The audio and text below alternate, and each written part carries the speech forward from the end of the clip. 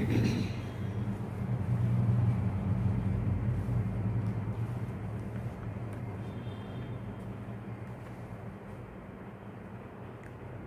शांति। बाबा good morning. आज अव्यक्त बाप दादा के 24 अप्रैल 2022 के महावाक्य हैं। रिवाइज कोर्स 31 मार्च 1990।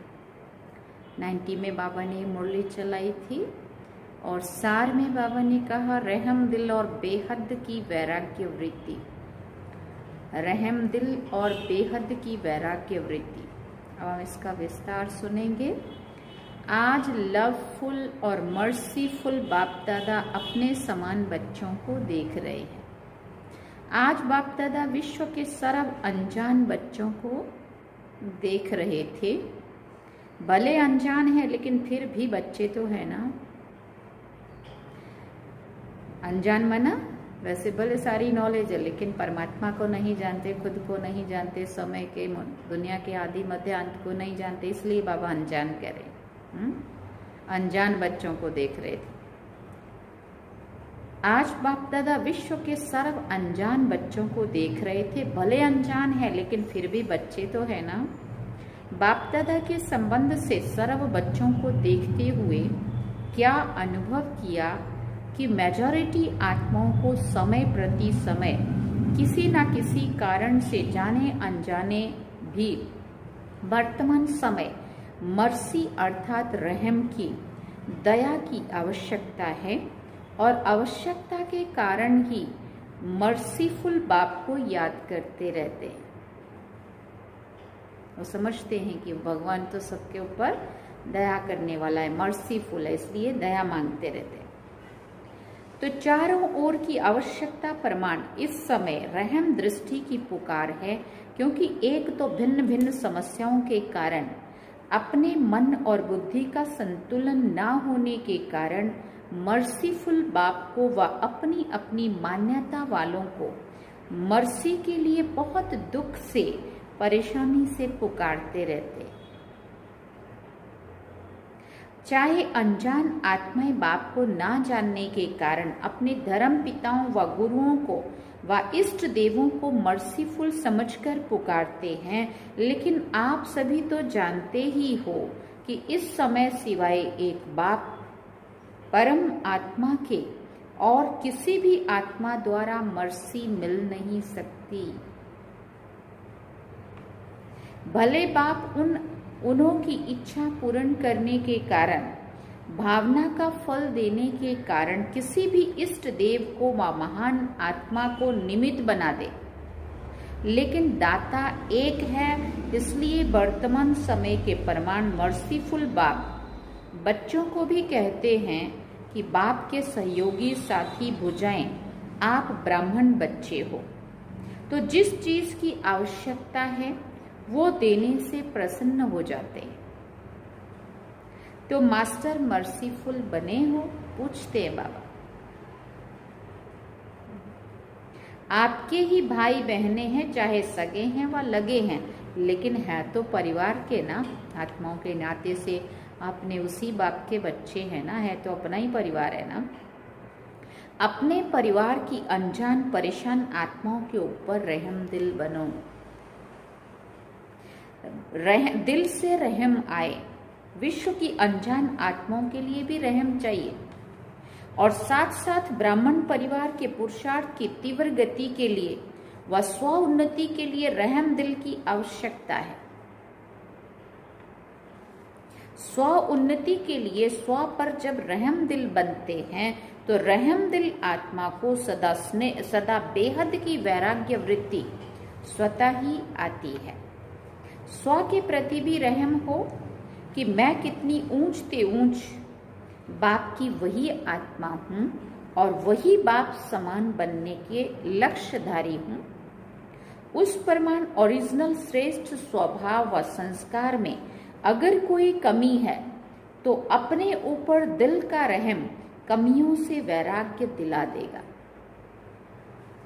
बाप दादा आज यही रूह रिहान कर रहे थे कि सभी बच्चे नॉलेज में तो बहुत होशियार हैं, पॉइंट स्वरूप तो बन गए हैं, लेकिन हर कमजोरी को जानने की पॉइंट्स हैं। जानते भी हैं कि ये होना चाहिए, ये करना नहीं चाहिए, ये जानते हुए भी पॉइंट स्वरूप बनना और जो कुछ व्यर्थ देखा सुना और अपने से हुआ उसको फुल स्टॉप की पॉइंट लगाना नहीं आता है। पॉइंट्स तो हैं, लेकिन पॉइंट स्वरूप बनने के लिए विशेष क्या आवश्यकता है? अपने ऊपर रहम और औरों के ऊपर रहम। भक्ति मार्ग में भी सच्चे भक्त होंगे। वाह, आप भी सच्चे भक्त बने हो, आत्मा में रिकॉर्ड भरा हुआ है ना। तो सच्चे भक्त सदा रहम दिल होते हैं, इसलिए वो पाप कर्म से डरते हैं। बाप से नहीं डरते, लेकिन पाप से डरते।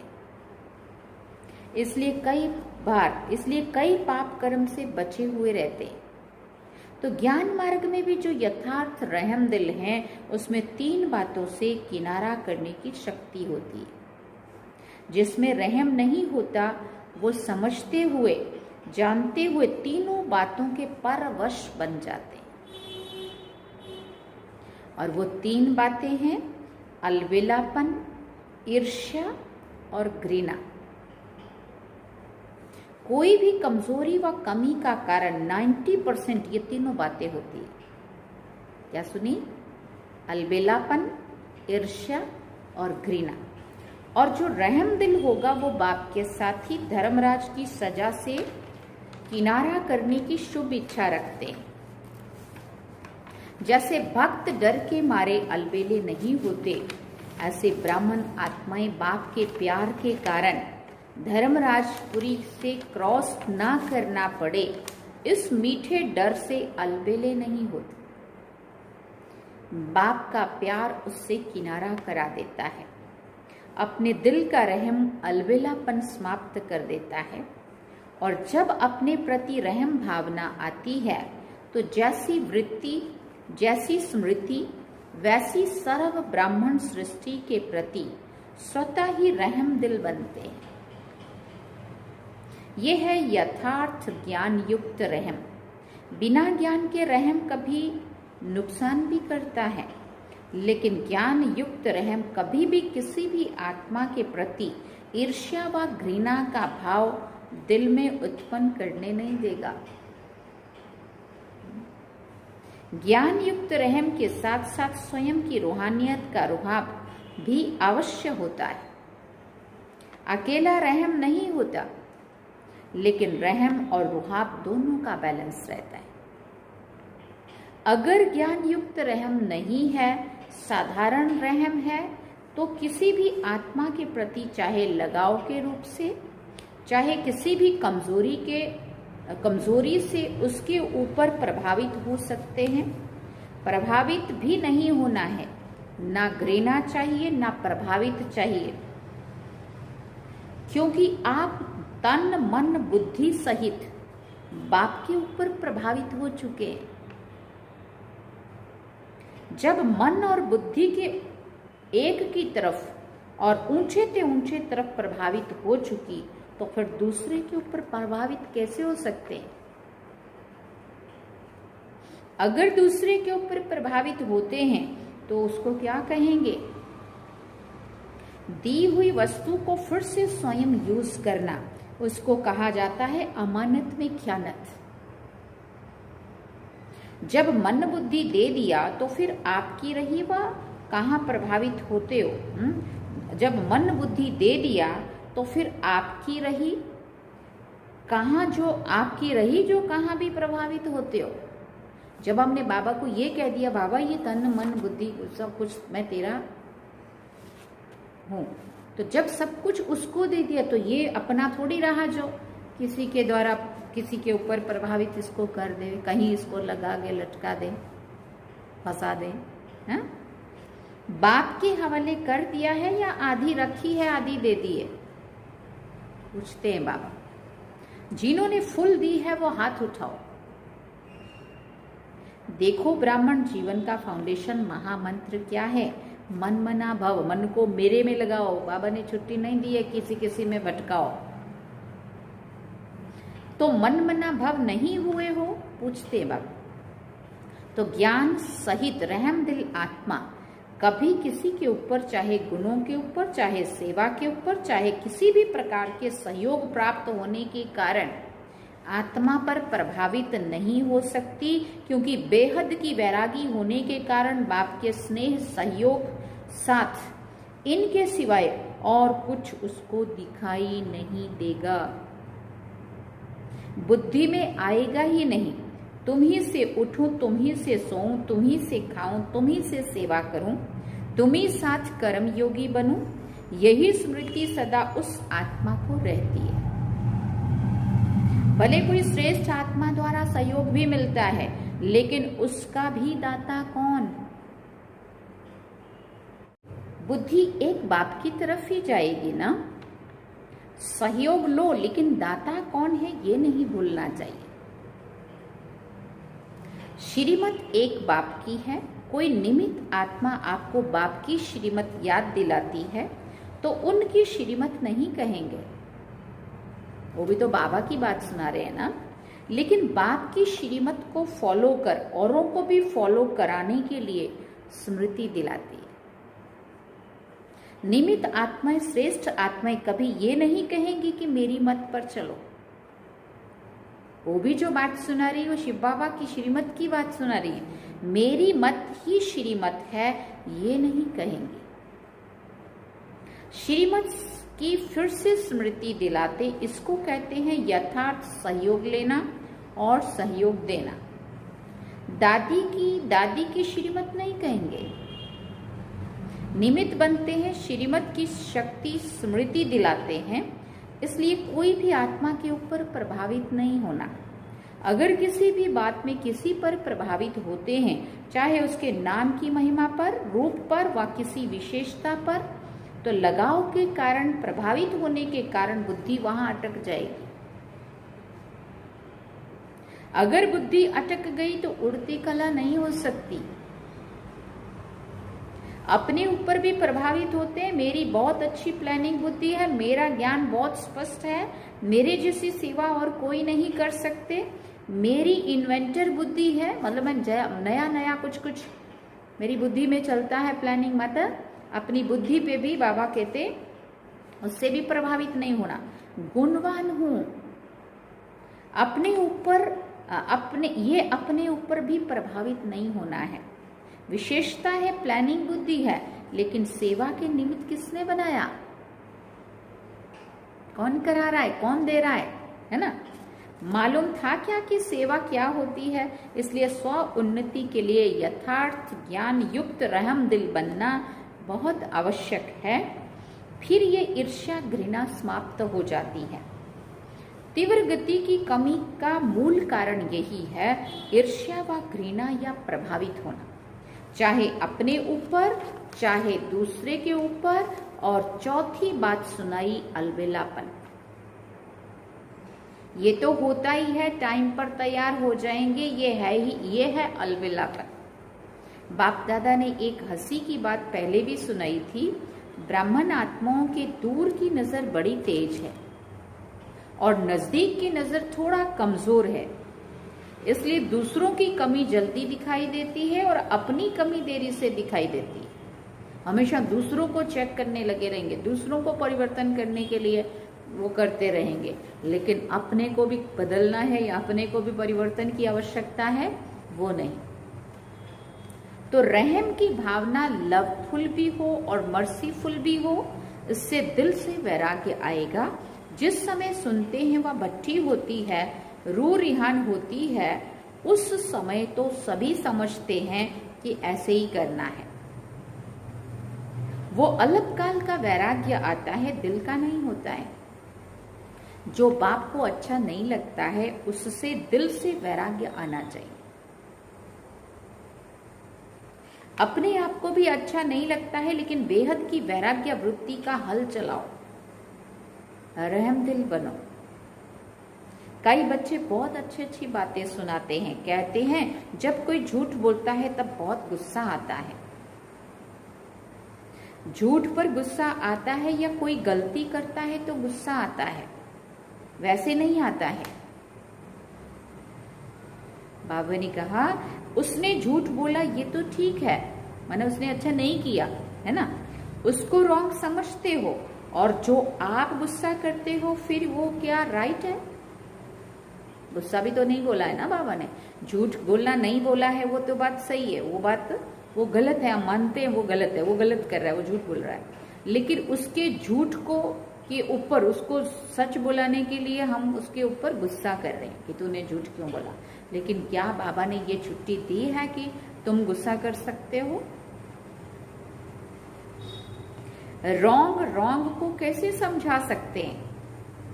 अगर उसका झूठ बोलने की गलती है तो तुम्हारी गुस्सा करने की गलती है ना, तो एक दोनों ही गलत है, तो एक गलत व्यक्ति को कैसे समझा सकता है? उसका असर कैसे हो सकता है? उस समय अपनी गलती को नहीं देखते हैं, लेकिन दूसरे के झूठ की छोटी बात को भी बड़ा कर देते हैं। ऐसे समय पर रहमदिल बनो, अपनी प्राप्त हुई बाप की शक्तियों द्वारा रहमदिल बनो, सहयोग दो। लक्ष्य अच्छा रखते हैं कि उसको झूठ से बचा रहे हैं। तुम्हारा लक्ष्य बहुत सही है कि उसको झूठ बोलने से बचाओ, उसकी इस गलती को सुधारो, लेकिन उसको सुधारने के बदले खुद बिगड़े हुए बन के उसको सुधारने जाते हैं। एक बिगड़ा हुआ बिगड़े हुए को सुधार सकता है क्या? नहीं। अब कहते हैं लक्ष्य तो बहुत अच्छा है कि उसको झूठ बोलने से बचाना चाहते हो आप, लक्ष्य अच्छा है, उसके लिए मुबारक हो, लेकिन रिजल्ट क्या निकली? वो भी फेल, आप भी फेल। तो फेल वाले को क्या पास कराएगा? नहीं करा सकता। फिर कई समझते हैं हमारी जिम्मेवारी है उसको अच्छा बनाना, आगे बढ़ाना, लेकिन जिम्मेवारी निभाने वाला पहले अपनी जिम्मेवारी उस समय निभा रहे हो या दूसरे को निभाते हो। कई नियमित टीचर बनते तो समझते हैं कि छोटों के लिए हम जिम्मेवार हैं, इनको शिक्षा देनी है, सिखाना है, लेकिन सदैव ये सोचो कि यथार्थ नॉलेज सोर्स ऑफ इनकम होगी। अगर अपने शिक्षक की जिम्मेवारी से शिक्षा दी तो पहले ये देखो कि उस शिक्षा से दूसरों की कमाई जमा हुई, सोर्स ऑफ इनकम हुआ या सोर्स ऑफ गिरावट हुई। इसलिए बाप दादा सदा कहते हैं कि कोई भी कर्म करते हो तो त्रिकालदर्शी स्थिति में स्थित होकर करो। सिर्फ वर्तमान नहीं देखो कि इसने किया इसलिए कहा, लेकिन उसका भविष्य परिणाम क्या होगा वो भी देखो। जो पास्ट आदि अनादि स्थिति ब्राह्मण आत्माओं की थी, अब भी है और आगे भी रहेगी, उसी प्रमाण है। तीनों काल चेक करो तो समझा बाप दादा क्या चाहते हैं। स्व उन्नति तो करेंगे, लेकिन परिवर्तन क्या लाएंगे? चाहे महारथी हो या नए हो, बाप दादा की एक ही शुभ आशा है, जितना चाहते हैं उतना अभी हुआ नहीं है। रिजल्ट तो सुनाएंगे ना।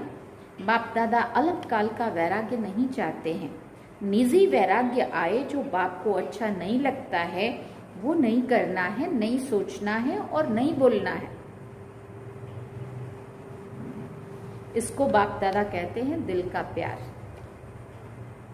अभी मिक्स है, कभी दिल का प्यार है, कभी दिमाग का प्यार है। माला का हर एक मणके के साथ समीप हो, स्नेही हो, प्रगति के लिए सहयोगी हो।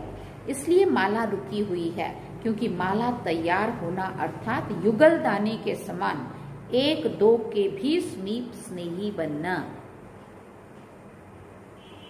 पहले 108 की माला बने, तब दूसरी बने। बाप दादा बहुत बार माला तैयार करने के लिए बैठते हैं, लेकिन अभी पूरी नहीं हुई है। मनका मनके के समीप तब आता है, अर्थात बाप उसको पिरोता तभी है जब उस मनके को 3 सर्टिफिकेट प्राप्त हो। और वो बाबा ने अभी 2 दिन पहले भी सुनाया था। बाप पसंद, ब्राह्मण परिवार पसंद और अपने यथार्थ पुरुषार्थ पसंद। तीनों बातें चेक करो तो मन का हाथ में ही रह जाता है, माला में नहीं आता है। बाबा जो कहता है कि मैं माला बनाने चलता हूँ, लेकिन जब देखता हूँ कि इनके पास तीनों सर्टी नहीं है, तो वो माला हाथ में ही रह जाती है, और फिर बाबा वो मन का हाथ में ही रह जाता है, वो माला में नहीं आता है। तो इस वर्ष कौन सा स्लोगन याद रखेंगे? त्रिमूर्ति बाप और विशेष तीनों संबंध द्वारा 3 सर्टिफिकेट लेना है। बाप द्वारा, ब्राह्मण परिवार द्वारा, लौकिक अलौकिक दोनों बाबा ने कहा हुआ है, और तीसरा खुद का पुरुषार्थ श्रीमत के आधार पे, और औरों को भी दिलाने में सहयोगी बनना है। माला का समीप मन का बनना ही है। तो सुना स्वउन्नति क्या करनी है? जैसे ब्रह्मा बाप का फाउंडेशन नंबर 1 परिवर्तन में क्या रहा? बेहद का वैराग्य। जो बाप ने कहा वो ब्रह्मा ने किया, इसलिए विन करके 1 बन गए। अच्छा, बाप दादा ये रिजल्ट देखेंगे, हर एक अपने को देखें, दूसरे को नहीं देखना है। कई समझते हैं सीजन का आज लास्ट डे है इसलिए, लेकिन बाप दादा कहते हैं लास्ट नहीं है, माला बनने का फास्ट सीजन का दिन है। सभी को चांस है। अभी माला के मन के पिरोए नहीं है, फिक्स नहीं हुए हैं। 3 सर्टिफिकेट लो और पिरो जाओ। क्या याद रखेंगे? 3 सर्टी जो बाबा ने उस दिन भी मुरली में कहा था, आज भी फिर से याद दिला रहे। बाप से सर्टी, बाबा की श्रीमत पर जितना जितना चलेंगे तो बाबा सर्टिफिकेट देगा। और दूसरा परिवार से, ब्राह्मण परिवार से सर्टी, ब्राह्मण परिवार, लौकिक परिवार और अलौकिक दोनों परिवार से सर्टी। और तीसरा खुद का ऐसा पुरुषार्थ हो जो बाप को अच्छा नहीं लगता है, ना वो बोलूं, ना सुनूं, ना सोचूं, ना करूं। श्रीमत के आधार पे ही मेरा पुरुषार्थ चले। तो जितना प्रत्यक्ष सबूत देने वाले प्रत्यक्ष चेहरे और चलन में देखेंगे, उतना फिर से नई रंगत देखेंगे। अगर आप भी वहीं के वहीं रहे तो रंगत भी वहीं की वहीं रही। इसलिए अपने में नवीनता लाओ, परिवार में भी तीव्र पुरुषार्थी की लहर लाओ। फिर आगे चल करके कितने वंडरफुल नज़ारे देखेंगे। जो अब तक हुआ वो बीता। अभी हर कर्म में नया उमंग, नया उत्साह। इन पंखों से उड़ते चलो। बाकी जिन्होंने भी जो सेवा में सहयोग दिया, अर्थात अपना भाग्य जमा किया, वो अच्छा किया। चाहे देश विदेश के चारों ओर के सेवाधारियों की सेवा की। इसलिए सेवाधारियों को बाप दादा सदा यही कहते हैं कि सेवाधारी अर्थात गोल्डन चांस का भाग्य लेने वाले। अभी इसी भाग्य को जहां भी जाओ वहां बढ़ाते रहना, कम नहीं होने देना। थोड़े समय का चांस सदा के लिए तीव्र पुरुषार्थ का गोल्डन चांस दिलाता रहेगा। सेवाधारी भी जो चले गए हैं अथवा जो जा रहे हैं, सभी को मुबारक हो। अच्छा, सर्व रहम दिल श्रेष्ठ आत्माओं को सदा स्वयं को स्वउन्नति की उड़ती कला में ले जाने वाले तीव्र पुरुषार्थी आत्माओं को सदा हर समय एक बाप को साथ अनुभव करने वाले अनुभवी आत्माओं को सदा बाप के दिल की आशाओं को पूर्ण करने वाले कुल दीपक आत्माओं को सदा अपने को माला के समीप मणके बनाने वाले विजयी आत्माओं को बेहद की वैराग्य वृत्ति से हर समय को फॉलो कर बाप समान बनने वाले अति स्नेही राइट हैंड बच्चों को बाप दादा का याद प्यार और नमस्ते। हम रूहानी बच्चों की भी रूहानी माता पिता बाप दादा को दिलवा जान सिकवा प्रेम से याद प्यार, गुड मॉर्निंग, नमस्ते, थैंक यू बाबा, शुक्रिया बाबा। ये थे बाबा के अव्यक्त बाप दादा के महावाक्य। अभी हम वरदान में सुनेंगे। प्राप्तियों को इमर्ज कर सदा खुशी की अनुभूति करने वाले सहज योगी भव। प्राप्तियों को इमर्ज कर सदा खुशी की अनुभूति करने वाले सहज योगी भव। सहज योग का आधार है स्नेह और स्नेह का आधार है संबंध। संबंध से याद करना सहज होता है। संबंध से ही सर्व प्राप्तियां होती हैं। जहां से प्राप्ति होती है मन बुद्धि, वहां सहज चली जाती है। इसलिए बाप ने जो शक्तियों का, ज्ञान का, गुणों का, सुख, शांति, अनंत प्रेम का खजाना दिया है, जो भी भिन्न भिन्न प्राप्तियां हुई हैं, उन प्राप्तियों को बुद्धि में इमर्ज करो तो खुशी की अनुभूति होगी और सहज योगी बन जाएंगे। स्लोगन में बाबा ने कहा, जो सर्व प्रश्नों से पार रहता है वही प्रसन्न चित्त है। जो सर्व प्रश्नों से पार रहता है वही प्रसन्न चित्त है। ये थे बाबा के महावाक्य। अच्छा, ओम शांति। सार में बाबा ने कहा, रहम दिल और बेहद की वैराग्य वृत्ति, और जिसका हमने सारा विस्तार सुना। और माला का मन का तो बन गए हैं, लेकिन माला में पिरोने के लिए बाबा ने 3 बातें याद कराई, जो हमें 3 बातें याद रखनी है और उसको प्रैक्टिकल कर्म में लाना है। 3 सर्टिफिकेट लेंगे तो हम माला में पिरो सकते हैं। बाबा ने कहा, मन के तो सभी हैं, लेकिन मैं कभी बैठता हूँ और मनकों को लेके माला में पिरोऊं, लेकिन जब देखता हूँ कि इन्होंने ये ना परिवार पसंद हुए, ना परिवार का सर्टी मिला, ना बाप का सर्टी मिला, ना खुद के पुरुषार्थ से को श्रीमत के आधार पे चलाया, तो ना खुद का सर्टी, ना बाप का सर्टी, ना परिवार का सर्टी, तो फिर माला कैसे बनेगी। इसलिए आज हम ये बात पक्की करेंगे और इसको कर्म में प्रैक्टिकल लाएंगे। ओम शांति। अब हम बाबा को याद करते हैं।